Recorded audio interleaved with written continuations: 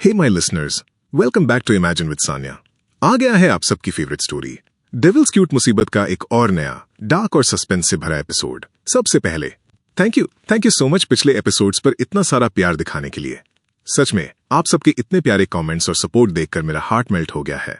आपका यही प्यार मुझे और अच्छी स्टोरीज लाने के लिए मोटिवेट करता है।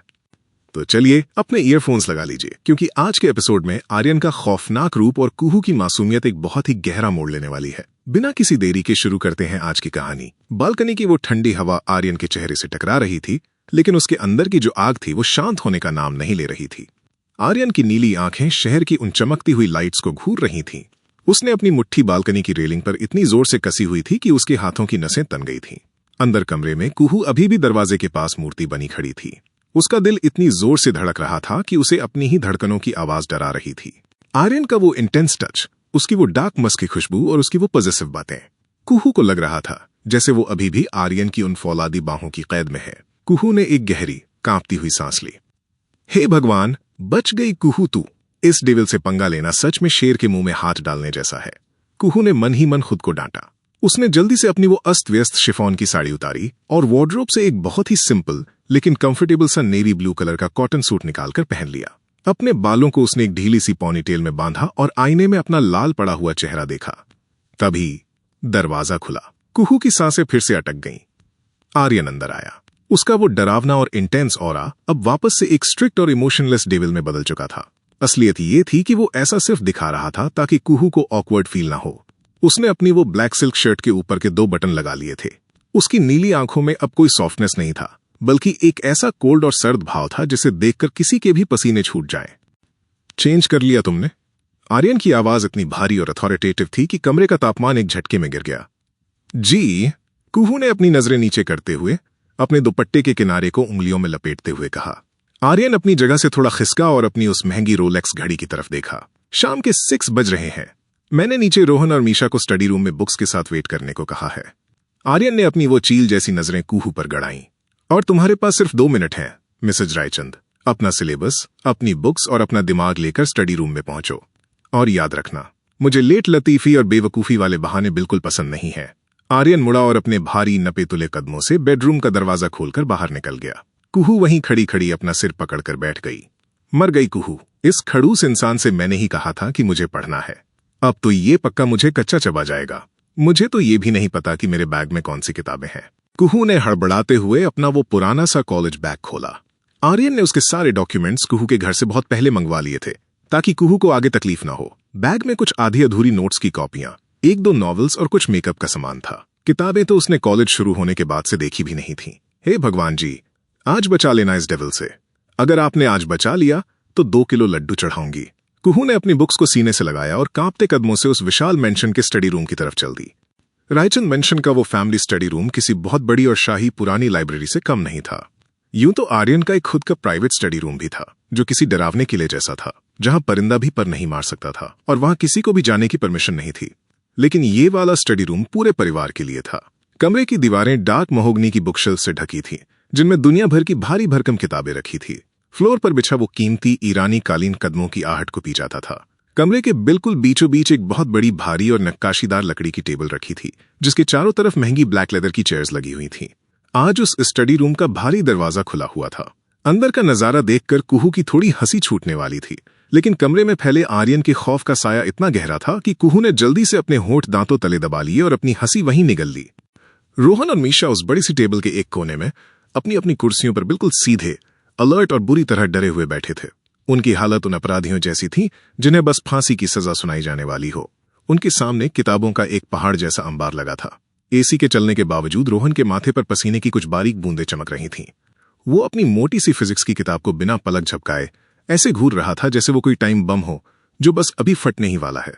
दूसरी तरफ मीशा की हालत भी कोई खास अच्छी नहीं थी। वो अपने नाखून चबाते हुए अपनी बिजनेस मैनेजमेंट की बुक के पन्नों को बस खाली नजरों से देख रही थी। उसे पन्नों पर लिखे शब्द नहीं, बल्कि अपना डरावना भविष्य नजर आ रहा था।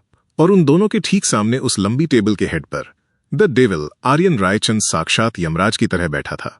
आर्यन ने अपनी डार्क ब्लैक सिल्क शर्ट की स्लीव्स को कोहनी तक फोल्ड किया हुआ था, जिससे उसकी मजबूत और नसों वाली कलाइयां साफ दिख रही थीं। उसकी गहरी ठंडी और नीली आंखें उन दोनों पर कहर ढा रही थीं। उसका एक फौलादी हाथ टेबल पर रखा था और उसकी लंबी उंगलियां बहुत ही धीरे धीरे एक डरावने और नपे तुले रिदम में टेबल को टैप कर रही थीं। ठक ठक ठक। उंगलियों के बजने की वो धीमी आवाज उस पूरे सन्नाटे भरे रूम में गूंज रही थी और रोहन मीशा की धड़कनों को किसी हथौड़े की तरह पीट रही थी। कुहू ने दरवाजे पर रुककर एक गहरी सांस ली और फिर डरते डरते उस डरावने स्टडी रूम में कदम रखा।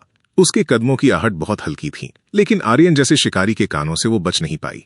आर्यन की चील जैसी पैनी नजरें तुरंत कुहू के डरे हुए चेहरे पर जाकर टिक गईं। टाइम पर आने की आदत डाल लो कुहू, आर्यन ने बिना अपनी आवाज ऊंची किए बहुत ही सख्त, ठंडे और न टलने वाले टोन में कहा। तुम्हें अब अपने करियर पर ध्यान देना होगा। तुम्हारी वो सारी मस्ती, वो सारी बेवकूफियां बहुत हो गईं। अब आर्यन रायचंद के रूल्स चलेंगे। जाकर वहां बैठो। आर्यन ने बिना कुहू की तरफ देखे सिर्फ अपनी नजरों से रोहन के बगल वाली खाली कुर्सी की तरफ इशारा कर दिया। हाँ, तो कौन सा इस घर में किसी और का रूल चलता है? कुहू ने आर्यन के घूरने पर मन ही मन बड़बड़ाते हुए सोचा। उसने बिना कोई सवाल किए चुपचाप किसी आज्ञाकारी बच्चे की तरह जाकर रोहन के बगल वाली उस ब्लैक लेदर चेयर पर बैठ गई। उसने अपने हाथ में पकड़ी हुई कुछ पतली पतली रंग बिरंगी कॉपियां धीरे से टेबल पर रख दी। वो कॉपियां आर्यन की भारी भरकम किताबों के सामने बहुत ही अजीब लग रही थीं। आर्यन ने अपनी उंगलियों का टैप करना बंद किया और सीधा रोहन की तरफ देखा। तुम्हारे फाइनल एग्जाम्स में सिर्फ 2 महीने बाकी हैं, रोहन। आर्यन की आवाज इतनी सर्द थी कि रोहन अपनी जगह पर सिहर गया। और मुझे तुम्हारा वो पिछला मॉक टेस्ट का घटिया रिजल्ट बहुत अच्छी तरह याद है। अगर इस बार तुम्हारा स्कोर 95% से 1 नंबर भी नीचे गया तो मैं तुम्हें वो सारी लग्जरी गाड़ियां, वो सारी लेट नाइट पार्टीज, वो क्लब्स और तुम्हारी वो फालतू की आजादी हमेशा के लिए भूलने पर मजबूर कर दूंगा। स्टार्ट रीडिंग अभी। रोहन का खून सूख गया। उसने डर के मारे तुरंत अपनी किताब में सिर घुसा लिया और हकलाते हुए बोला, यस भाई, मैं पढ़ रहा हूं। Law of motion. हाँ, वही पढ़ रहा हूं। आर्यन की नजरें अब मीशा पर जाकर रुकीं। मीशा ने डर के मारे अपना थूक गटका। मीशा, तुम्हारे बिजनेस के बेसिक्स और कॉन्सेप्ट्स इतने ज्यादा वीक हैं कि तुम रायचंद ग्रुप की एक सिंपल सी फाइल भी ठीक से पढ़कर नहीं समझ सकती। आर्यन ने एक एक शब्द को चबाते हुए कहा, कल से तुम कॉलेज के बाद सीधा ऑफिस आओगी और मेरी हर मीटिंग में मेरे साथ बैठोगी। और अगर वहां तुमने कोई बेवकूफी भरा सवाल पूछा या मुझे तुम्हारी कोई लापरवाही दिखी तो मैं तुम्हें उस मीटिंग से सीधे बाहर निकाल दूंगा। Start with chapter 4 now. Misha ने बिना पलक झपकाए पागलों की तरह जल्दी जल्दी सिर हिलाया और पसीने से भीगे हाथों से बुक खोल ली। जी भाई। चैप्टर 4 बिजनेस एथिक्स, अभी पढ़ती हूं। और फिर पूरे स्टडी रूम का तापमान जैसे अचानक -डिग्री में चला गया। आर्यन की वो गहरी, खतरनाक और नीली आंखें अब सीधा कुहू पर आकर टिक गईं। कुहू ने अपनी सांसें रोक लीं और अपनी उंगलियों को आपस में मरोड़ने लगी। कुहू मन ही मन सोचने लगी, हे भगवान, ये मुझे ऐसे क्यों घूर रहे हैं? खा जाएंगे क्या? मम्मी, मैंने तो कुछ पढ़ा तक नहीं है। आर्यन बहुत ही धीरे से एक खौफनाक शांति के साथ अपनी जगह से उठा। उसके भारी इटालियन लेदर जूतों की फर्श पर पड़ती ठक ठक की आवाज कुहू के दिल पर किसी बड़े हथौड़े की तरह बज रही थी। कुहू की धड़कनें तेज हो गईं। हे भगवान, ये इधर क्यों आ रहे हैं? ऐसे कौन पढ़ाता है यार? आर्यन चलता हुआ टेबल का चक्कर लगाकर कुहू की कुर्सी के बिल्कुल पीछे आकर खड़ा हो गया। कुहू को आर्यन के उस चौड़े, मस्कुलर सीने की गर्माहट और उसकी वो डार्क मस्क और मिंट वाली परफ्यूम की तेज खुशबू अपनी पीठ पर और हवा में साफ महसूस हो रही थी। आर्यन ने थोड़ा सा आगे झुककर अपने दोनों हाथ कुहू की कुर्सी के आर्मरेस्ट पर टिका दिए, उसे पूरी तरह से अपनी कैद में अपने फौलादी घेरे में लेते हुए। अब कुहू के पास हिलने की भी जगह नहीं थी। अब तुम्हारी बारी, मिसेज रायचंद। आर्यन ने अपना चेहरा कुहू के कान के बिल्कुल पास झुकाया। उसकी आवाज अब एक बहुत ही डार्क, इंटेंस और पॉजेसिव फुसफुसाहट में बदल चुकी थी, जो कुहू की रीढ़ की हड्डी में सहरन पैदा कर रही थी। मुझे अपना सिलेबस दिखाओ। तुम फर्स्ट ईयर की स्टूडेंट हो, राइट? देखते हैं तुम्हारी पढ़ाई का क्या हाल है। आर्यन वैसे तो हर चीज में कुहू की बेवकूफियां बर्दाश्त कर सकता था, पर बात जब करियर या प्रोफेशनल चीजों की आती थी तो वो बहुत ज्यादा स्ट्रिक्ट था। कुहू के छोटे छोटे हाथ इतनी बुरी तरह कांप रहे थे कि वो अपनी ही वो पतली सी कॉपी खोल भी नहीं पा रही थी। उसने डरते डरते कांपती उंगलियों से अपनी एक लाल रंग की कॉपी धीरे से आर्यन की तरफ खिसका दी। आर्यन ने अपना एक हाथ आर्मरेस्ट से उठाया और वो लाल कॉपी अपने हाथ में ले ली। जैसे ही आर्यन ने उस कॉपी का पहला पन्ना खोला, कमरे का सन्नाटा और भी ज्यादा भारी हो गया। आर्यन के चेहरे की नसें एक झटके में तन गईं। उसकी नीली आंखें सिकुड़ गईं। उस कॉपी में कोई नोट्स नहीं थे, कोई फॉर्मूला नहीं था, कोई लंबी चौड़ी थ्योरी या कोई लेक्चर नहीं लिखा था। वहां सिर्फ और सिर्फ अजीब अजीब सी कार्टून वाली ड्राइंग्स बनी थीं। कहीं टेढ़े मेढ़े फूल पत्तियां बनी थीं, तो कहीं मार्जिन के पास कुछ रोमांटिक सी टूटी फूटी शेरो शायरी लिखी थी। और कुहू की बदकिस्मती कि आर्यन ने उसकी सबसे बड़ी गलती देख ली। उस पेज के बिल्कुल आखिर में बड़े बड़े और मोटे लाल अक्षरों में डबल अंडरलाइन के साथ लिखा था, I hate maths, with a sad smiley face. Rohan, जो अपनी कनखियों से अपनी फिजिक्स की किताब के ऊपर से ये सब लाइव ड्रामा देख रहा था, उसकी आंखें फटी की फटी रह गईं। लो भाई, आज तो कुहू का अंतिम संस्कार यहीं इसी टेबल पर होगा। इस डेविल के सामने आई हेट मैथ्स सीधा मौत को बुलावा है। रोहन ने मन ही मन सोचते हुए अपने लिए भी दुआ मांगी। मीशा ने भी ये सब देख लिया था और उसने डर के मारे अपनी आंखें ही कसकर बंद कर लीं। कुहू, तू तो गई आज। कमरे में एक ऐसा डरावना सन्नाटा छा गया कि अगर कोई सुई भी गिरती तो उसकी आवाज बम फटने जैसी लगती। आर्यन ने उस कॉपी को बहुत ही आराम से बिना कोई आवाज किए टेबल पर वापस रखा। उसका वो आराम किसी बहुत बड़े और विनाशकारी तूफान के आने से पहले की वो जानलेवा शांति थी। ये क्या है कुहू? आर्यन की आवाज इतनी ज्यादा नीची, इतनी सर्द और इतनी खतरनाक थी कि कुहू के शरीर के सारे रोंगटे एक साथ खड़े हो गए। क्या तुम कॉलेज में ये सब फूल पत्तियां और शायरी लिखने जाती हो? क्या यही तुम्हारी पढ़ाई है? वो sir, I mean Aryan, mister Raichand. Kuhu की आवाज बुरी तरह हकला रही थी। उसका गला पूरी तरह सूख चुका था। वो मेरी रफ कॉपी है। मैं मैथ्स में बहुत वीक हूं। मुझे वो एक्स और वाई वाले सवाल बिल्कुल समझ नहीं आते। मेरा दिमाग खराब हो जाता है। आर्यन रायचंद की पत्नी दुनिया की किसी भी चीज में वीक नहीं हो सकती। कुहू। आर्यन ने अपने हाथों से कुहू की भारी लेदर की कुर्सी को हल्का सा अपनी तरफ घुमा दिया। अब कुहू सीधा आर्यन के उस डरावने और गुस्से से भरे चेहरे के बिल्कुल सामने थी।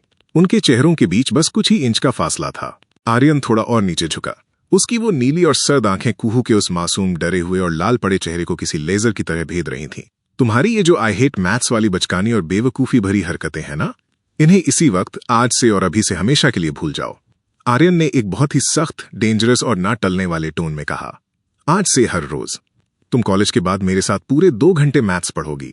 मैं खुद तुम्हें पढ़ाऊंगा, और अगर तुमने मेरे पूछे गए एक भी सवाल का जवाब गलत दिया, ये आनाकानी की। आर्यन का चेहरा कुहू के और भी ज्यादा करीब आ गया। उसकी उन डार्क नीली आंखों में एक ऐसा साइको ऑब्सेशन और पॉजेसिवनेस था जो कुहू को बुरी तरह डरा भी रहा था और उसकी सांसें भी अटका रहा था। तो मैं तुम्हें वो सजा दूंगा जो तुम अपनी पूरी जिंदगी भर नहीं भूल पाओगी। समझी तुम? कुहू ने अपनी बड़ी बड़ी मासूम आंखें और भी बड़ी करते हुए डर के मारे तुरंत किसी रोबोट की तरह अपना सिर हाँ में हिला दिया। आर्यन अपनी जगह पर बिल्कुल सीधा खड़ा हो गया। मैथ्स की बुक का चैप्टर 1 खोलो, थ्योरी पढ़ो और फॉर्मूले याद करो। मैं ठीक 15 मिनट बाद तुमसे पहला सवाल पूछूंगा।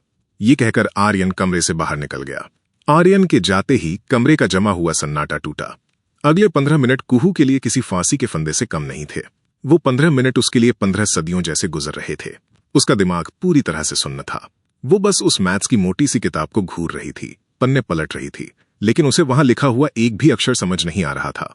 उसके सामने तो बस आर्यन का वो खतरनाक, डेविल वाला चेहरा और उसकी वो डेंजरस सजा वाली धमकी घूम रही थी।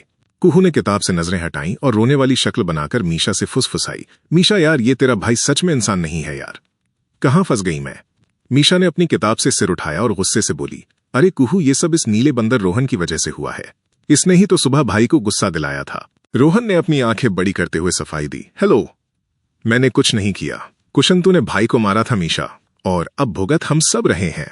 कुहू ने झुंझलाते हुए कहा, तुम दोनों की वजह से मैं फंस चुकी हूं। मन तो कर रहा है तुम दोनों को यहीं कूट दूं, पर नहीं कूट सकती। वो डेविल आ गए और देख लिया ना तो वो मेरी ही जान ले लेंगे। मीशा अपना सिर पकड़कर बैठ गई। यार, भाई ने मुझे कल से कंपनी की मीटिंग्स में आने को कहा है। कुहू, मुझे नहीं जाना है वहां सब कितने खड़ूस होते हैं। कुहू ने अपनी मैथ्स की किताब मीशा की तरफ खिसकाई। कल की बात छोड़ना, मुझे ये मैथ्स याद नहीं हो रहा यार। मीशा, तू बता देना इसका मतलब क्या है। मीशा ने उस मोटे से फॉर्मूले को देखा। उसकी खुद की हवा टाइट हो गई, लेकिन उसने स्मार्ट बनते हुए कहा, अरे ये तो बहुत आसान है, ला दे, मैं बताती हूं। मीशा ने कुछ देर उस पन्ने को घूरा, फिर कुहू की तरफ देखते हुए बहुत ही सीरियस होकर बोली, देख कुहू, अगर मैंने तुझे अभी बता दिया ना तो तुझे खुद से कुछ समझ नहीं आएगा। तू खुद कोशिश कर, सेल्फ स्टडी बहुत जरूरी होती है। ये कहकर मीशा वापस अपनी किताब में घुस गई। सच तो ये था कि मीशा को खुद भी वो डिफरेंशियल इक्वेशन का डी भी समझ नहीं आ रहा था। कुहू ने आंखें छोटी करके मीशा को घूरा। मीशा की बच्ची, सीधे सीधे बोलना कि तुझे भी कुछ नहीं आ रहा। पर यह समझ नहीं आ रहा कि उन्होंने तुझसे क्यों नहीं पूछा ये सवाल। सिर्फ मेरी ही जान के पीछे पड़े हैं। तभी बाहर दालान में अलार्म बजने की तरह आर्यन की भारी जूतों के कदमों की आहट हुई। कुहू, रोहन और मीशा तीनों तुरंत अलर्ट हो गए और पागलों की तरह अपनी किताबों में ध्यान लगा दिया। कुहू तो बुरी तरह कांप रही थी। हे भगवान, प्लीज बचा लो मुझे, वो मन ही मन बड़बड़ा रही थी। आर्यन वापस कमरे में दाखिल हुआ और सीधे चलता हुआ कुहू के बिल्कुल पीछे आकर खड़ा हो गया। तुमने याद कर लिया? आर्यन की भारी आवाज कुहू के सिर के ऊपर गूंजी। हाँ, कर लिया, कुहू ने हकलाते हुए झूठ बोल दिया। आर्यन ने अपनी एक भौं ऊपर उठाते हुए कहा, अच्छा तो बताओ कुहू, डिफरेंशियल इक्वेशन का सबसे बेसिक रूल क्या है जो तुमने अभी इस पहले चैप्टर में पढ़ा है? कुहू का दिमाग एकदम ब्लैंक हो गया, जैसे वहां कभी कुछ था ही नहीं। वो डर के मारे अपने हाथों की उंगलियां मरोड़ने लगी। उसकी सांसें अटक गईं। वो डिफरेंशियल, मतलब जो थोड़ा अलग होता है, वो मतलब जो डिफरेंट होता है। हाँ वही। कुहू ने जो मन में आया वो बक दिया। रोहन ने अपनी किताब के पीछे अपना सिर पीट लिया। हे भगवान, ये कुहू तो सच में पागल है। डिफरेंशियल को डिफरेंट बता रही है। आर्यन की जॉलाइन एक ही झटके में सख्त हो गई। उसकी बर्दाश्त की हद पार हो चुकी थी। वो अपनी पढ़ाई और काम में लापरवाही बिल्कुल बर्दाश्त नहीं कर सकता था। उसने टेबल पर इतनी जोर से अपना फौलादी हाथ मारा कि कुहू, मीशा और रोहन तीनों अपनी अपनी भारी कुर्सियों पर एक साथ उछल पड़े। धड़ाम। ये बेवकूफी मुझे बिल्कुल बर्दाश्त नहीं है कुहू। आर्यन की वो डरावनी दहाड़ पूरे स्टडी रूम की दीवारों से टकराकर गूंज उठी। तुम्हारा ध्यान कहाँ है? क्या तुम सच में मेरी दी हुई उस सजा का इंतजार कर रही हो? कुहू की बड़ी बड़ी आंखों में तुरंत आंसू आ गए। वो रोने वाली शक्ल बनाते हुए बिल्कुल किसी छोटे बच्चे की तरह शिकायत करने लगी। मुझे सच में नहीं आता कुछ भी। आप मुझे बिना बात के डरा रहे हैं। आप इतना जोर से चिल्लाते हैं, ऐसे मुझे कुछ भी याद नहीं रहेगा। आप मुझे कंफ्यूज कर देते हैं। मैं नहीं हूं तेज पढ़ाई में। एक तो इतनी जल्दी शादी कर ली आपने मुझसे, मैं सब भूल गई। मुझे मैथ्स नहीं पसंद, और आप ऊपर से और डरा रहे हैं। कुहू बच्चों की तरह से सकने लगी। कुहू की आंखों से आंसू छलकते देखकर आर्यन ने एक बहुत ही गहरी सांस ली। उसका वो भड़कता हुआ गुस्सा अचानक से शांत हो गया और एक अजीब सी गहरी, रूहानी और डार्क पॉजिटिवनेस में बदल गया। आर्यन ने अपनी नजरें कुहू के आंसुओं से हटाईं और सामने डरे हुए बैठे रोहन और मीशा की तरफ देखा। तुम दोनों। आर्यन की आवाज अब डरावने तरीके से शांत और धीमी थी। अपना सिलेबस उठाओ और बाहर जाकर गार्डन में पढ़ाई करो। मुझे कुहू को मैथ्स का बेसिक रूल बहुत ही अकेले में समझाना है। Out now. रोहन और मीशा ने बिना एक सेकंड की देरी किए अपनी अपनी किताबें सीने से लगाईं और अपनी जान बचाते हुए पागलों की तरह भागकर उस स्टडी रूम से बाहर निकल गए। दरवाजा उनके पीछे जोर से बंद हो गया। रोहन और मीशा के बाहर जाते ही वो भारी नक्काशीदार लकड़ी का दरवाजा एक जोरदार आवाज के साथ बंद हुआ और उस बंद दरवाजे के साथ ही उस विशाल, डार्क और ठंडे स्टडी रूम में सिर्फ 2 लोग रह गए। द डेविल, आर्यन रायचंद और उसकी डरी हुई, कांपती हुई पत्नी कुहू। कमरे का सन्नाटा इतना गहरा और भारी था कि कुहू को अपनी ही धड़कनें किसी हथौड़े की तरह अपने कानों में गूंजती हुई सुनाई दे रही थीं। वो डर के मारे अपनी उस बड़ी सी लेदर की कुर्सी में बिल्कुल किसी छोटी सी बेबस बच्ची की तरह सिकुड़ गई थी। वो मन ही मन मीशा को कोस रही थी। धोखेबाज मीशा, मुझे इस खतरनाक शेर के पिंजरे में अकेला छोड़कर भाग गई। अब ये डेविल मुझे पक्का इस मैथ्स की किताब में जिंदा चुनवा देगा। उसकी बड़ी बड़ी मासूम आंखों से आंसुओं की गर्म बूंदें लगातार छलककर उसके गोरे गालों को भिगो रही थीं। उसे समझ नहीं आ रहा था कि वो अपना रोना बंद कैसे करे। आर्यन अपनी जगह पर कुछ सेकंड्स तक बिल्कुल शांत खड़ा रहा। फिर उसने बहुत ही भारी लेकिन सधे हुए कदमों से कुहू की तरफ चलना शुरू किया। उसके महंगे इटालियन लेदर शूज की फर्श पर पड़ती हर एक ठग कुहू के दिल की धड़कन को और भी तेज कर रही थी। कुहू ने अपनी आंखें कसकर बंद कर लीं, जैसे वो किसी तूफान के टकराने का इंतजार कर रही हो। आर्यन चलकर कुहू के बिल्कुल सामने आ गया। उसने अपने दोनों मजबूत और फौलादी हाथों से कुहू की भारी कुर्सी के आर्मरेस्ट को पकड़ा और एक ही झटके में, लेकिन बहुत ही आराम से कुर्सी को अपनी तरफ खींच लिया। कुहू की आंखें झटके से खुल गईं। अब कुहू के घुटने आर्यन के पैरों को छू रहे थे। और फिर अगले ही पल वो हुआ जिसकी कुहू ने सपने में भी कल्पना नहीं की थी। आर्यन रायचंद, वो इंसान जिसके नाम से शहर कांपता था, वो कुहू के ठीक सामने अपने घुटनों के बल फर्श पर बैठ गया। कुहू की तो सांसें ही वहीं अटक गईं। उसके गिरते हुए आंसू अचानक से आंखों में ही जम गए। वो मन ही मन पागलों की तरह बड़बड़ाने लगी। हे कान्हा जी, ये क्या हो रहा है? ये खड़ूस डेविल मेरे सामने घुटनों पर क्यों बैठा है? कहीं ये मुझे मैथ्स में फेल होने की वजह से जान से मारने से पहले कोई आखिरी रस्म तो नहीं निभा रहे? मुझे बहुत डर लग रहा है। हे भगवान, ये कोई नई सजा तो नहीं है? कहीं ये मुझे मुर्गा तो नहीं बनाने वाले? लेकिन कुहू की इस बचकानी सोच के बिल्कुल उलट आर्यन का वो डेंजरस ऑरा अब एक अजीब सी गहरी केयर और एक इंटेंस साइको रोमांस में बदल चुका था। आर्यन ने अपना एक बड़ा, रफ और गर्म हाथ आगे बढ़ाया और कुहू के आंसुओं से भीगे गालों को बहुत ही नजाकत से छुआ। उसके खुरदरे अंगूठे ने कुहू के गालों से आंसुओं को इतनी कोमलता से पहुंचा जैसे वो किसी कांच की बहुत नाजुक सी गुड़िया को छू रहा हो। तुम मुझसे डरती हो कुहू? आर्यन की आवाज अब दहाड़ नहीं रही थी, बल्कि एक बहुत ही डीप, हस्की और रूह को छू लेने वाली डार्क फुसफुसाहट में बदल गई थी। कुहू ने अपनी कांपती हुई पलकें झपकाईं। आर्यन के उस टच से उसके पूरे शरीर में एक सिहरन सी दौड़ गई थी। उसने सिसकते हुए बहुत ही धीरे से अपना सिर हाँ में हिला दिया और अपनी नाक से कोड़ ली। तुम्हें डरना चाहिए, आर्यन ने कुहू की उन नम और डरी हुई आंखों में सीधा देखते हुए कहा, लेकिन मेरी इस पढ़ाई वाली सजा से नहीं। तुम्हें डरना चाहिए मेरी इस बात से कि अगर तुम मेरे साथ कदम से कदम मिलाकर नहीं चलोगी तो ये जालिम दुनिया तुम्हें कच्चा चबा जाएगी। मैं इन चीजों के मामले में तुम्हारे करियर और तुम्हारी पढ़ाई के मामले में बहुत ज्यादा स्ट्रिक्ट हूं कुहू। आर्यन ने कुहू के उस छोटे, ठंडे और कांपते हुए हाथ को अपने दोनों गर्म और चौड़े हाथों के बीच में ले लिया। उसकी गर्माहट से कुहू को एक अजीब सा सुकून और घबराहट दोनों एक साथ महसूस हो रहे थे। मैं तुम्हें बेवजह डरा नहीं रहा हूं कुहू, मैं तुम्हें इस दुनिया के लिए तैयार कर रहा हूं। आर्यन की आवाज अब और भी ज्यादा गहरी, हस्की और जज्बाती हो गई थी। तुम क्या चाहती हो कि लोग तुम्हें हमेशा एक कमजोर लड़की की तरह देखें जो सिर्फ घर की चारदीवारी में बैठी रहती है और जिसे कन्वेंशन का वो शानदार और आलीशान डाइनिंग रूम आज किसी कॉमेडी फिल्म के सेट जैसा लग रहा था। डाइनिंग टेबल के ऊपर लगा वो बड़ा सा क्रिस्टल का झूमर अपनी पीली रोशनी बिखेर रहा था, लेकिन उस रोशनी में सबसे ज्यादा चमक रहा था कुहू का वो डरा हुआ और घबराया हुआ चेहरा। टेबल पर शाही दावत लगी हुई थी, शाही पनीर, दाल मखनी, बटर नान और न जाने क्या क्या। लेकिन आज कुहू को किसी भी चीज का स्वाद नहीं आ रहा था।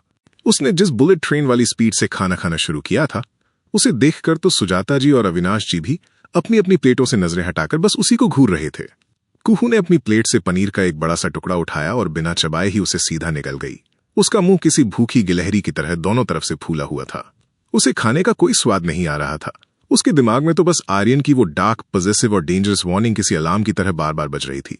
खाना खाकर सीधे हमारे बेडरूम में आना। मुझे इंतजार करना बिल्कुल पसंद नहीं है। सुजाता जी से रहा नहीं गया। उन्होंने पानी का ग्लास कुहू की तरफ खिसकाते हुए बहुत ही प्यार से कहा, अरे कुहू बेटा, आराम से खाओ। तुम्हारे पीछे कोई जंगली कुत्ता नहीं पड़ा है जो तुम ऐसे निगले जा रही हो। खाना गले में अटक जाएगा। कुहू ने अपनी बड़ी बड़ी मासूम आंखों से सुजाता जी को देखा और मन ही मन रोते हुए बड़बड़ाने लगी, आपको क्या पता माँ, मेरे पीछे कोई जंगली कुत्ता नहीं, साक्षात यमराज पड़े हैं।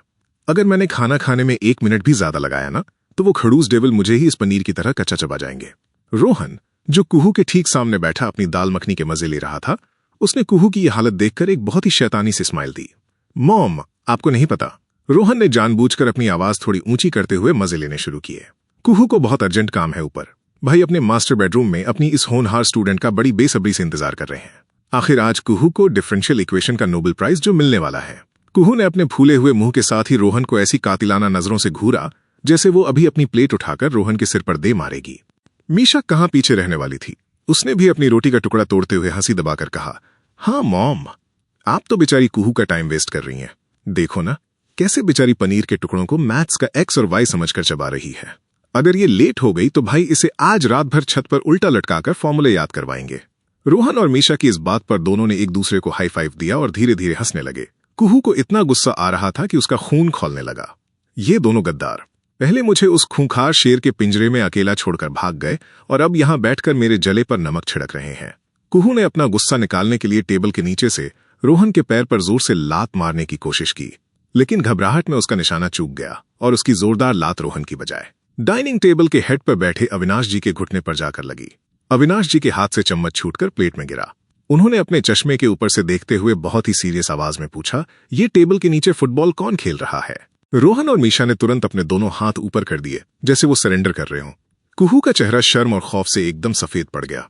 उसने जल्दी से अपना आधा चबाया हुआ खाना गटका और हकलाते हुए बोली, वो डैड, सॉरी, वो गलती से मेरा पैर स्लिप हो गया था। मुझे लगा वहां टेबल का पाया है। अविनाश जी ने अपना सिर ना में हिलाया और वापस अपने खाने पर ध्यान देने लगे। पर मीशा और रोहन की हंसी अब कंट्रोल से बाहर हो रही थी। वो दोनों अपना मुंह हाथ से दबाकर पागलों की तरह हंस रहे थे। कुहू ने बहुत ही धीमी आवाज में दांत पीसते हुए फुसफुसाया, तुम दोनों नीले बंदरों को तो मैं बाद में देखूंगी। एक तो मुझे उस खड़ूस इंसान ने, तुम्हारे उस डेविल भाई ने डरा कर रखा है, ऊपर से तुम दोनों मेरी चिता सजाने में लगे हो। शर्म नहीं आती अपनी दोस्त के साथ ऐसा करते हुए? दोस्त बनाया था ना मैंने तुम लोगों को, अच्छा सिला दे रहे हो तुम लोग। रोहन ने अपनी घड़ी की तरफ देखा और अपनी आंखें बड़ी करते हुए बहुत ही सीरियस टोन में डराते हुए बोला, हम कहां डरा रहे हैं कुहू, हम तो बस तुम्हें सच्चाई का आईना दिखा रहे हैं। वैसे तुम्हारी जानकारी के लिए बता दूं, रात के 10 बजने में सिर्फ 5 मिनट बाकी हैं और भाई का वो इंतजार ना करने वाला टाइमर शुरू हो चुका है। टाइम सुनते ही कुहू की तो जैसे जान ही सूख गई। उसने अपने सामने रखी प्लेट को ऐसे देखा जैसे वो कोई जहर हो। उसने बिना 1 सेकंड की देरी किए पानी का गिलास उठाया और पूरा का पूरा पानी एक ही सांस में गटक गई। मेरा हो गया, मेरा पेट भर गया। कुहू अपनी कुर्सी से ऐसे उछलकर खड़ी हुई जैसे कुर्सी में आग लग गई हो। सुजाता जी ने हैरानी से कहा, अरे कुहू, ये क्या बात हुई? तुमने तो ठीक से रोटी भी नहीं खाई और गाजर का हलवा तो अभी आया ही नहीं है।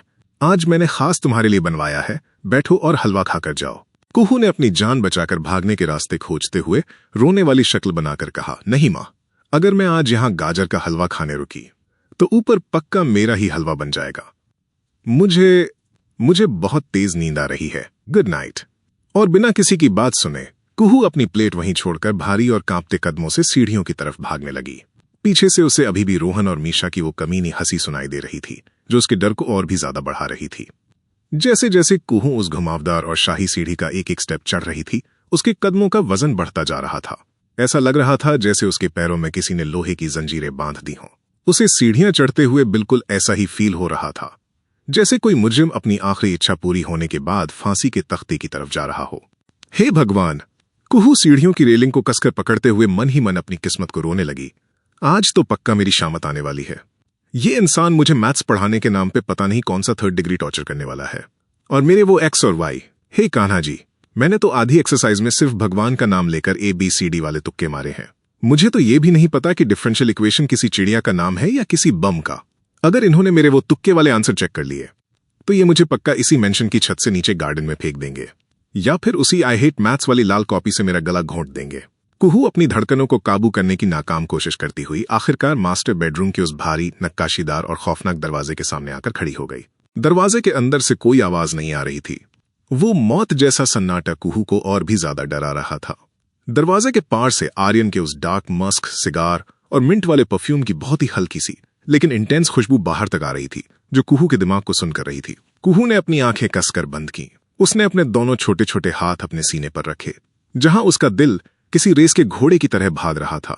उसने एक बहुत ही गहरी, लंबी और कांपती हुई सांस अपने फेफड़ों में भरी। जय श्री कृष्णा, जो होगा देखा जाएगा। ज्यादा से ज्यादा क्या करेंगे, खा थोड़ी ना जाएंगे मुझे।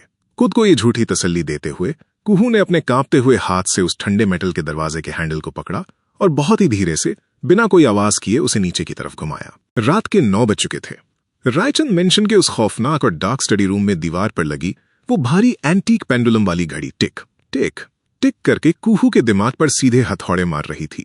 बाहर घुप अंधेरा हो चुका था, लेकिन इस कमरे के अंदर का माहौल किसी सख्त मिलिट्री कैंप या किसी खूंखार जेल से कम नहीं था। कुहू अपनी उस बड़ी सी ब्लैक लेदर की कुर्सी पर एक छोटी सी बेबस गुड़िया की तरह धसी हुई बैठी थी। उसके सामने मैथ्स की वो मोटी और डरावनी किताब खुली पड़ी थी, जिसके पन्नों पर लिखे एक्स और वाई उसे किसी भयानक राक्षस के 2 बड़े बड़े सींगों की तरह लग रहे थे, जो उसे बस अभी निगल जाने वाले थे। कुहू की कमर बुरी तरह अकड़ गई थी। उसकी उंगलियां लगातार वो भारी पेन पकड़ पकड़ कर सुन्न हो रही थीं।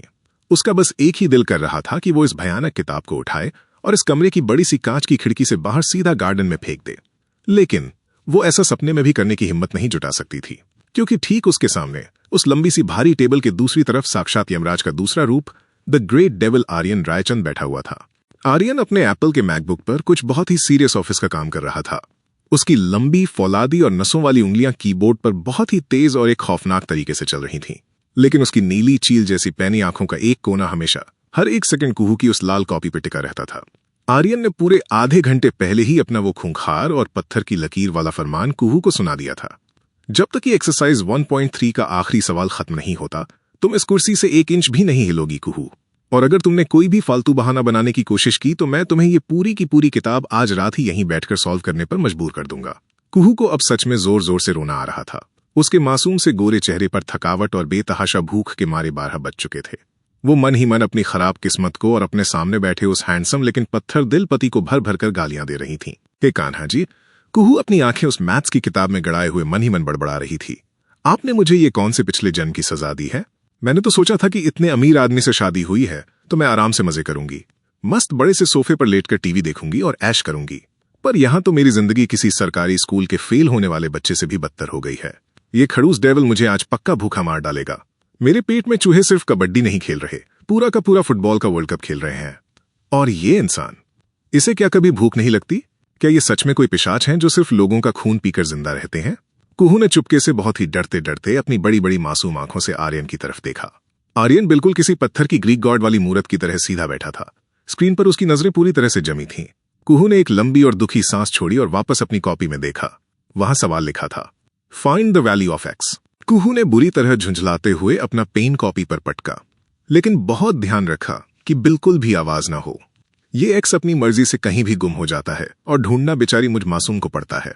मुझे क्या पता तुम्हारा एक्स कहाँ है? गया होगा किसी वाई के साथ कॉफी पीने या किसी जेड के साथ भाग गया होगा। मैं क्यों ढूंढूं उसे? मेरी क्या दुश्मनी है एक्स से? कुहू की आंखों में अब सचमुच के आंसू जमा होने लगे थे। उसकी बेकाबू भूख और उसकी ये बेबसी मिलकर उसे रुलाने पर पूरी तरह तुली हुई थी। तभी कमरे के उस भारी सन्नाटे में एक बहुत ही अजीब, गूंजने वाली और लंबी आवाज हुई, गुड्डड़, गुड़, गुड़। कुहू का पूरा शरीर एक ही झटके में बर्फ की तरह जम गया। उसका हाथ हवा में ही रुक गया। ये खौफनाक और शर्मनाक आवाज किसी और की नहीं बल्कि उसके खुद के पेट से आई थी। भूख के मारे कुहू का पेट अब पूरी तरह से बागी हो चुका था और उसने आर्यन के खौफ को नजरअंदाज करते हुए खुलेआम बगावत कर दी थी। आर्यन के कीबोर्ड पर तेज चलती उंगलियां अचानक एक झटके में रुक गईं।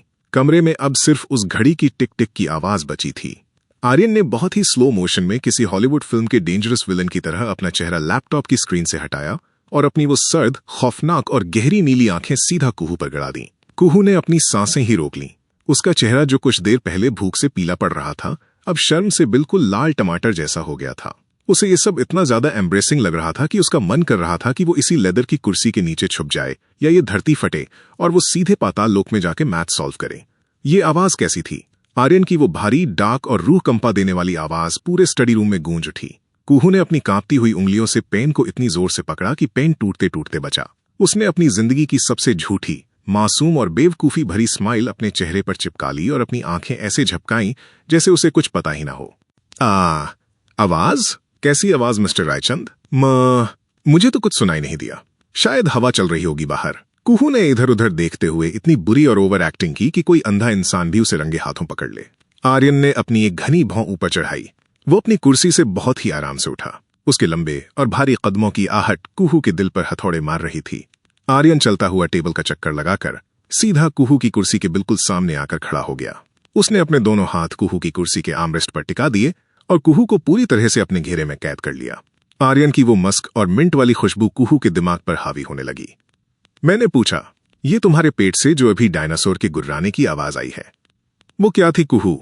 आर्यन ने अपना चेहरा कुहू के चेहरे के बिल्कुल करीब लाते हुए एक बहुत ही डेंजरस और हस्की फुसफुसाहट में कहा। कुहू की आंखें फटी की फटी रह गईं। डायनासोर? ये इंसान मुझे डायनासोर बोल रहा है। कुहू का डर अब उसकी उस चुलबुली और बेबाक आदत से हारने लगा था। वो डायनासोर नहीं था। मेरा मतलब है, वो मेरे पेट से आवाज नहीं आ रही थी। कुहू ने हकलाते हुए आर्यन की आंखों में देखने की हिम्मत की। वो तो पक्का बाहर गार्डन में कोई जंगली जानवर होगा। मेंढक? हाँ, मेंढक बोल रहा होगा। मेंढक भी तो गुड़गुड़ करते हैं ना। आर्यन की जॉ लाइन एक पल के लिए कसी और फिर उसे अंदर ही अंदर इतनी जोर की हंसी आई कि उसे अपना खौफनाक एक्सप्रेशन मेंटेन करने में मुश्किल होने लगी। मेंढक? ये लड़की सच में पागल है। अच्छा, तो हमारे मेंशन के गार्डन के मेंढकों को मैथ्स की एक्सरसाइज 1.3 से इतनी तकलीफ हो रही है कि वो तुम्हारे पेट के अंदर आकर गुड़गुड़ कर रहे हैं। आर्यन ने अपनी आवाज को और भी ज्यादा डीप और पॉजिटिव बनाते हुए कहा। उसकी गर्म सांसें कुहू के कांपते हुए होंठों से टकरा रही थीं। कुहू ने तुरंत अपना चेहरा नीचे कर लिया और अपनी उंगलियों से अपनी कुर्ती का किनारा मरोड़ने लगी। अब उसे समझ नहीं आ रहा था कि वो क्या जवाब दे। वो मुझे भूख लगी है, बहुत तेज वाली भूख लगी है। कुहू ने आखिरकार हथियार डालते हुए एक बहुत ही छोटे और रूठे हुए बच्चे की तरह अपना निचला होंठ बाहर निकालते हुए कहा, मैंने सुबह से ठीक से कुछ नहीं खाया है और ये मैथ्स मेरा सारा खून पी रही है। मेरा दिमाग काम नहीं कर रहा है। आर्यन ने कुहू के उस मासूम और रूठे हुए चेहरे को देखा। उसकी नीली आंखों में जो सख्ती थी वो अब एक गहरी केयर में बदल रही थी। वो अपनी इस पागल सी पत्नी की इन बचकानी हरकतों पर पूरी तरह से फिदा हो चुका था, लेकिन वो ये बात इतनी आसानी से कुहू को दिखाना नहीं चाहता था। भूख लगी है। आर्यन ने अपना अंगूठा कुहू के गाल पर बहुत ही नजाकत से फेरते हुए कहा। कुहू के पूरे शरीर में एक सिहरन सी दौड़ गई। तो तुमने मुझसे कहा क्यों नहीं? क्या मैं तुम्हें कोई जल्लाद नजर आता हूं जो तुम्हें भूखा मार देगा? कुहू ने अपनी आंखें बड़ी बड़ी करते हुए आर्यन को ऐसे देखा जैसे कहना चाह रही हो कि हाँ, आप जल्लाद ही तो हैं। पर आपने ही तो कहा था कि जब तक ये एक्सरसाइज खत्म नहीं होती मैं इस कुर्सी से 1 इंच भी नहीं हिल सकती, और अगर मैं हिली तो आप मुझे पूरी किताब सॉल्व करवाएंगे। कुहू ने अपनी मासूमियत से सीधा आर्यन के ही रूल्स आर्यन पर मार दिए। मैं तो बस आपकी बात मान रही थी, एक अच्छी पत्नी की तरह। आर्यन ने इन शब्दों को दोहराया और उसके सख्त होठों पर एक बहुत ही कातिलाना और डार्क मुस्कान तैर गई। आर्यन थोड़ा और नीचे झुका, इतना कि उसकी नाक कुहू की नाक को छूने लगी। एक अच्छी पत्नी को यह भी पता होना चाहिए कुहू कि उसका पति उसके चेहरे का हर रंग, उसकी हर धड़कन और उसके पेट की हर आवाज बहुत अच्छे से पहचानता है। आर्यन की इस बात ने कुहू के चेहरे को फिर से लाल कर दिया। कुहू ने घबराकर आर्यन को पीछे धकेलने के लिए अपने दोनों छोटे छोटे हाथ आर्यन के उस चौड़े और पत्थर जैसे सख्त सीने पर रखे, लेकिन आर्यन अपनी जगह से 1 मिलीमीटर भी नहीं हिला। आप मुझे ऐसे कंफ्यूज मत कीजिए।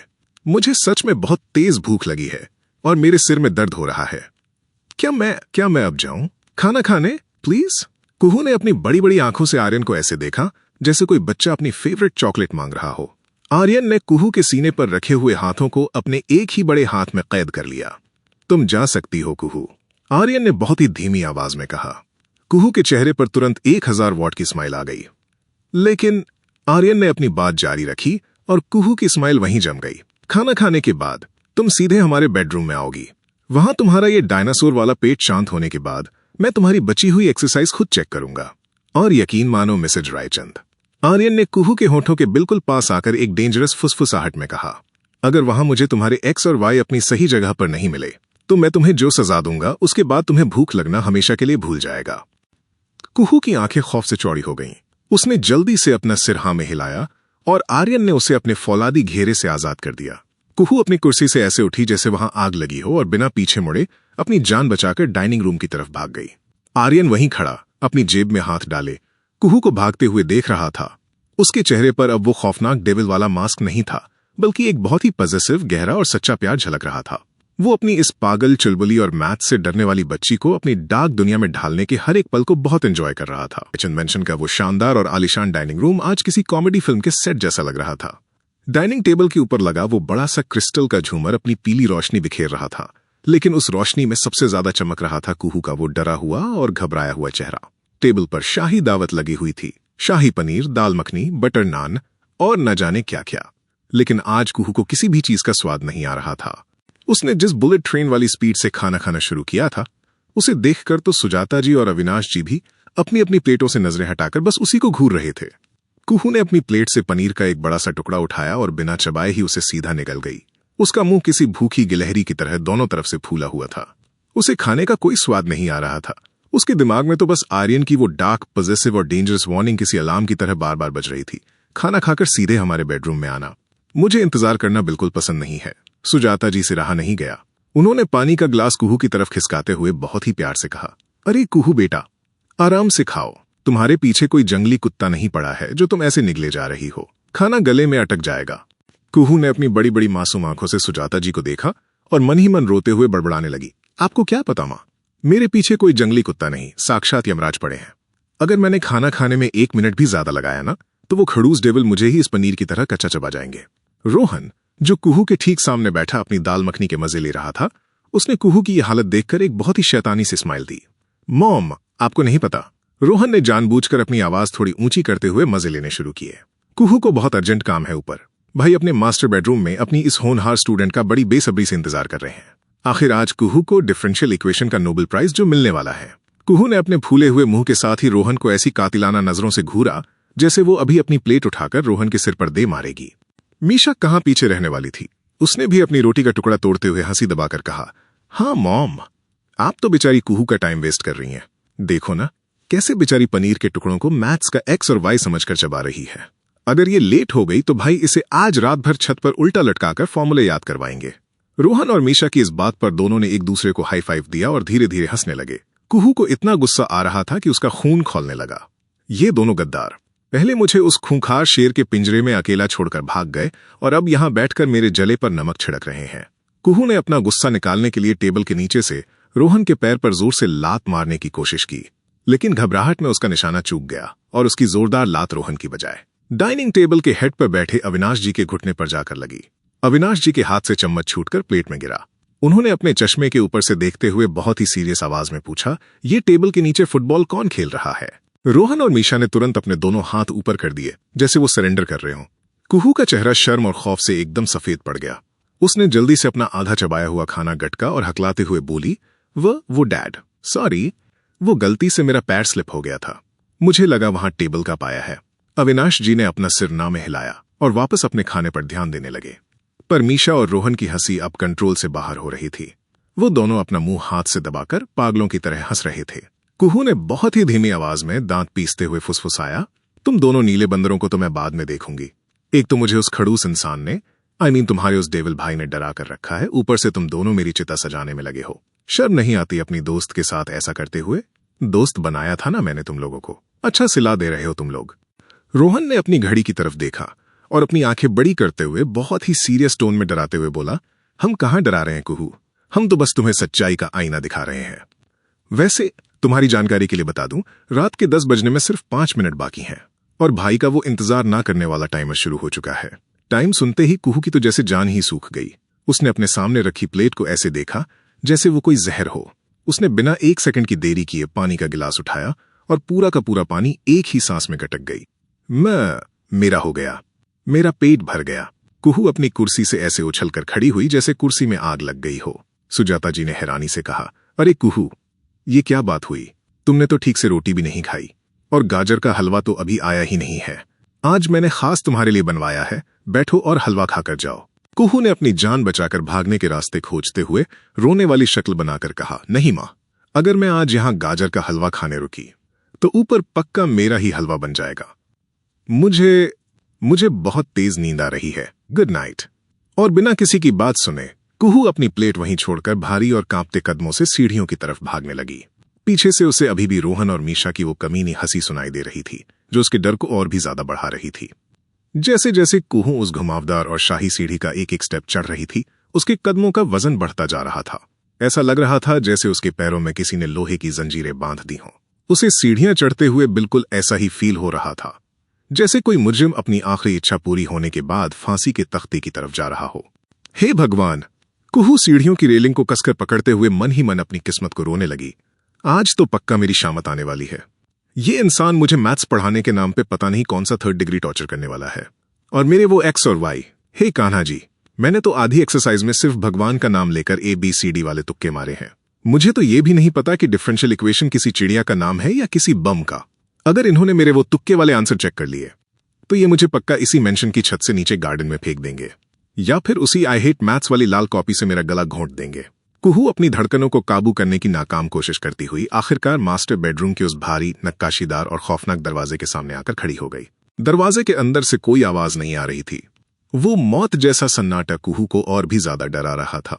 दरवाजे के पार से आर्यन के उस डार्क मस्क, सिगार और मिंट वाले परफ्यूम की बहुत ही हल्की सी लेकिन इंटेंस खुशबू बाहर तक आ रही थी, जो कुहू के दिमाग को सुन कर रही थी। कुहू ने अपनी आंखें कसकर बंद की। उसने अपने दोनों छोटे छोटे हाथ अपने सीने पर रखे, जहां उसका दिल किसी रेस के घोड़े की तरह भाग रहा था। उसने एक बहुत ही गहरी, लंबी और कांपती हुई सांस अपने फेफड़ों में भरी। जय श्री कृष्णा, जो होगा देखा जाएगा। ज्यादा से ज्यादा क्या करेंगे, खा थोड़ी ना जाएंगे मुझे। खुद को ये झूठी तसल्ली देते हुए कुहू ने अपने कांपते हुए हाथ से उस ठंडे मेटल के दरवाजे के हैंडल को पकड़ा और बहुत ही धीरे से, बिना कोई आवाज किए, उसे नीचे की तरफ घुमाया। दरवाजा खुला। कमरे के अंदर का नजारा देखकर कुहू के कदम वहीं के वहीं जम गए। कमरे में सिर्फ एक बहुत ही मध्यम डार्क नीली सी रोशनी जल रही थी। एसी इतनी तेज चल रहा था कि हवा में आर्यन के उस डार्क मस्क और मिंट वाले परफ्यूम की खुशबू किसी नशे की तरह घुली हुई थी। आर्यन उस विशाल किंग साइज बेड के किनारे पर बैठा था। उसने अपनी ब्लैक शर्ट की स्लीव्स अभी भी कोहनी तक फोल्ड की हुई थीं और उसके हाथ में कुहू की वही आई हेट मैथ्स वाली लाल कॉपी थी। आर्यन की आंखें कॉपी के पन्नों पर थीं, लेकिन उसके चेहरे का एक्सप्रेशन इतना खतरनाक और सीरियस था कि कुहू को लगा जैसे वो अभी चक्कर खाकर वहीं गिर पड़ेगी। आ गई मैं। कुहू ने दरवाजे के पास खड़े खड़े ही अपनी कांपती हुई आवाज में अपनी हाजिरी लगाई और फिर एक बहुत ही बेवकूफी भरा बहाना मारते हुए बोली, वो पनीर ना थोड़ा टाइट था तो चबाने में थोड़ा टाइम लग गया मिस्टर रायचंद। आर्यन ने बहुत ही स्लो मोशन में अपनी वो गहरी, नीली और सर्द आंखें कॉपी से हटाकर दरवाजे पर खड़ी कुहू पर गड़ाई। उसकी नजरों में एक ऐसा इंटेंस और साइको ऑब्सेशन था जो कुहू को अंदर तक जला रहा था। मैंने कहा था खाना खाकर सीधे बेडरूम में आना। आर्यन की आवाज कमरे के उस सन्नाटे में गूंजी। तुमने पूरे 7 मिनट और 43 सेकंड ज्यादा लिए हैं कुहू। मुझे इंतजार करना बिल्कुल पसंद नहीं है।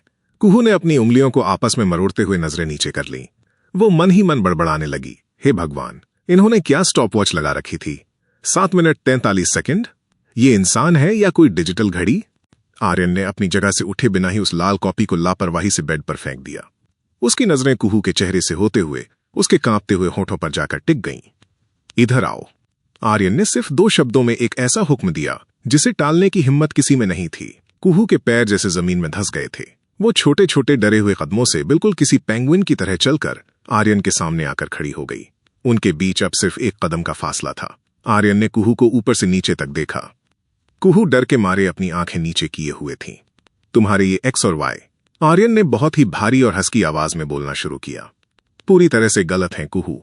तुमने एक भी सवाल का जवाब सही नहीं दिया है। कुहू ने झटके से अपना सिर उठाया। वो मुझे समझ नहीं आ रहा था सर। कुहू की वो चुलबुली और बेबाक आदत अचानक बाहर आ गई। और वैसे भी ये एक्स और वाई का क्या लॉजिक है भला?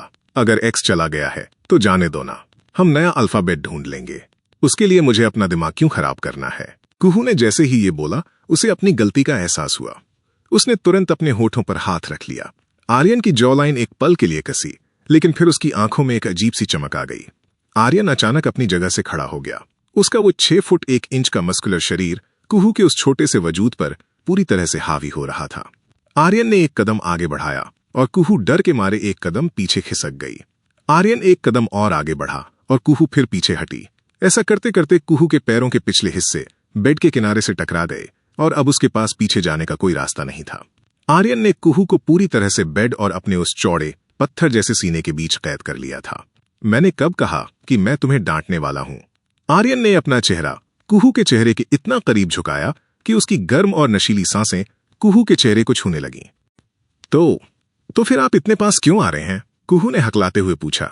उसका दिल इतनी जोर जोर से धड़क रहा था कि उसे पक्का यकीन था कि आर्यन को उसके दिल की धड़कनें साफ सुनाई दे रही होंगी। अगर आपको गुस्सा आ रहा है तो दूर से खड़े होकर डांटिए ना। इतने पास आकर कौन डांटता है भला? आर्यन ने अपने दोनों हाथ कुहू की कमर के दोनों तरफ बेड पर टिका दिए। अब कुहू पूरी तरह से आर्यन के फौलादी घेरे में लॉक हो चुकी थी। सजा। कुहू। आर्यन की आवाज अब एक बहुत ही डेंजरस और डार्क फुसफुसाहट में बदल चुकी थी। तुमने आर्यन रायचंद के रूल्स तोड़े हैं, तुमने गलत जवाब दिए हैं, तो सजा तो मिलेगी ना। कैसी सजा? कुहू की आंखें खौफ से बड़ी हो गईं। वो मन ही मन सोचने लगी, हे कान्हा जी, अब ये क्या करेंगे? कहीं ये मुझे मुर्गा तो नहीं बनाने वाले या मुझसे उठक बैठक करवाएंगे? इनको इतना पनिशमेंट क्यों देना होता है जब देखो पनिशमेंट? आर्यन ने कोई जवाब नहीं दिया।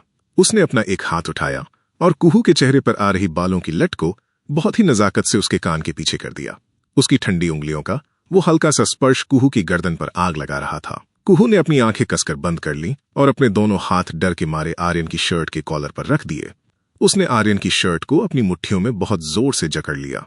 आर्यन की नजरें कुहू के उन कांपते हुए होठों से फिसलती हुई उसकी गर्दन की उस नाजुक स्किन पर जाकर टिक गईं। डर लग रहा है?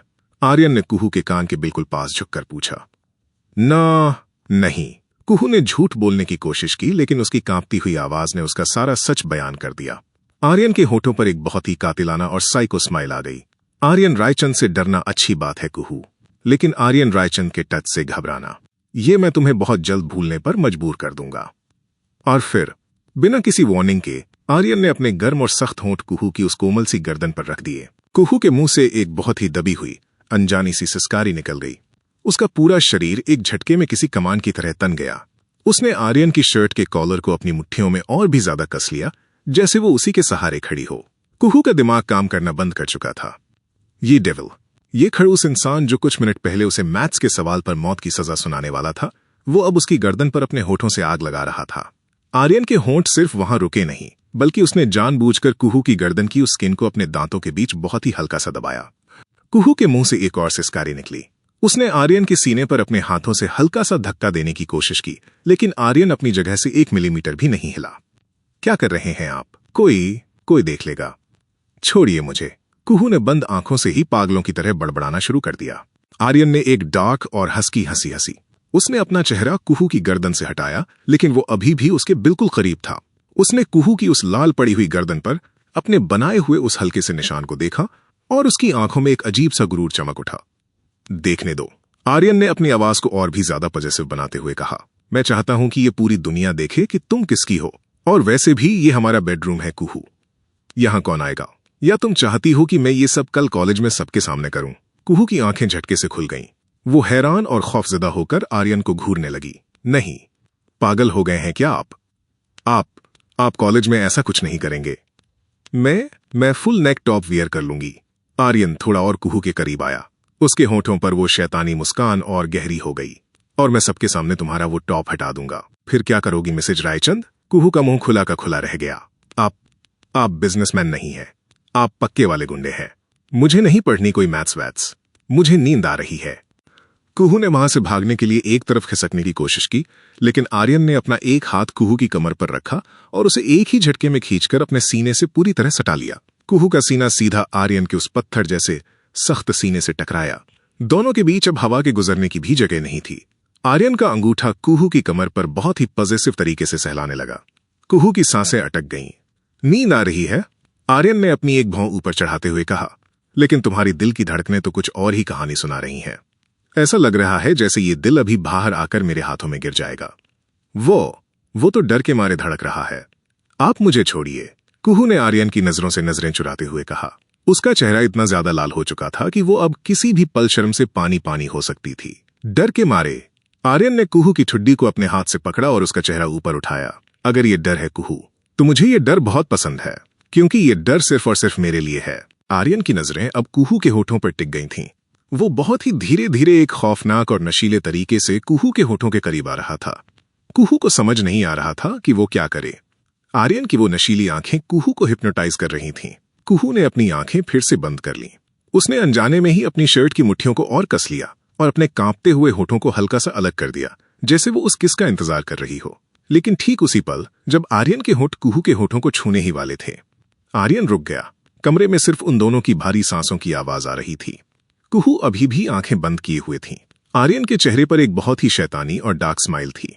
उसने अपनी पकड़ कुहू की कमर से ढीली की। आज के लिए तुम्हारी सजा यही थी कुहू। आर्यन ने कुहू को हल्का सा पीछे की तरफ धक्का दिया, जिससे कुहू का बैलेंस बिगड़ा और वो जाकर सीधा बेड पर गिर पड़ी। कुहू बेड पर गिरी और उसने झटके से अपनी आंखें खोली। वो पूरी तरह से हैरान थी। ये इंसान सच में पागल है। पूरा माहौल इतना इंटेंस कर दिया, मेरी जान निकाल दी, मुझे इतनी शर्मिंदगी महसूस करवा दी, और अब कह रहा है कि आज के लिए सजा यही थी। कुहू मन ही मन बुरी तरह झुंझला उठी। उसने अपने बिखरे हुए बालों को पीछे किया और चिढ़कर बोली, आपने मुझे धक्का क्यों दिया? आर्यन ने अपनी शर्ट के बटन ठीक किए और बहुत ही कैजुअल अंदाज में बेड की दूसरी तरफ चला गया। कल कॉलेज के बाद हम उसी एक्सरसाइज को दोबारा सॉल्व करेंगे कुहू, और अगर कल तुमने फिर से गलतियां की। आर्यन ने कुहू की तरफ देखते हुए अपनी आंखें हल्की सी विंक की और एक शरारती लेकिन डेंजरस टोन में बोला, तो कल की सजा आज से भी ज्यादा लंबी और इंटेंस होगी। सो जाओ अब। Good night. आर्यन ने लाइट ऑफ कर दी और बेड के अपने हिस्से पर जाकर लेट गया। कुहू अंधेरे में बेड पर बैठी बैठी अपनी गर्दन के उस निशान पर हाथ रखे हुए बस आर्यन की तरफ घूरती रह गई। उसे समझ नहीं आ रहा था कि वो इस डेविल के प्यार में पड़ रही है या इसके इस पागलपन से डर रही है।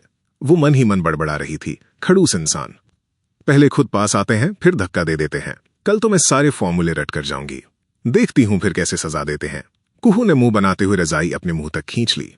लेकिन एक बात तय थी, आर्यन ने कुहू की जिंदगी को पूरी तरह से अपनी उस डार्क दुनिया की कैद में जकड़ लिया था। और कुहू, भले ही वो ऊपर से कितना भी डरे या चिढ़े, लेकिन अंदर ही अंदर उसे इस खौफनाक डेविल का ये साइको और टीजिंग वाला प्यार बहुत ही ज्यादा अच्छा लगने लगा था। वो अपनी धड़कनों को महसूस करते हुए आर्यन की तरफ पीट करके सो गई, लेकिन उसके होठों पर एक बहुत ही प्यारी और अनजानी सी मुस्कान थी। तो दोस्तों, कैसा लगा आपको आज का ये इंटेंस और रोमांटिक एपिसोड? आर्यन का वो दुनिया के लिए खूंखार रूप और फिर बंद कमरे में कुहू के लिए उसका वो पॉजिटिव और केयरिंग साइड।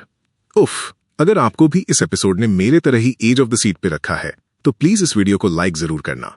अपने उन दोस्तों के साथ इसे शेयर करें जिन्हें डार्क रोमांस और ऐसी इंटेंस लव स्टोरीज सुनना पसंद है। और हाँ, कमेंट करके मुझे जरूर बताना कि आपको कुहू का आर्यन को फर्स्ट एड लगाने वाला वो डीप सीन कैसा लगा।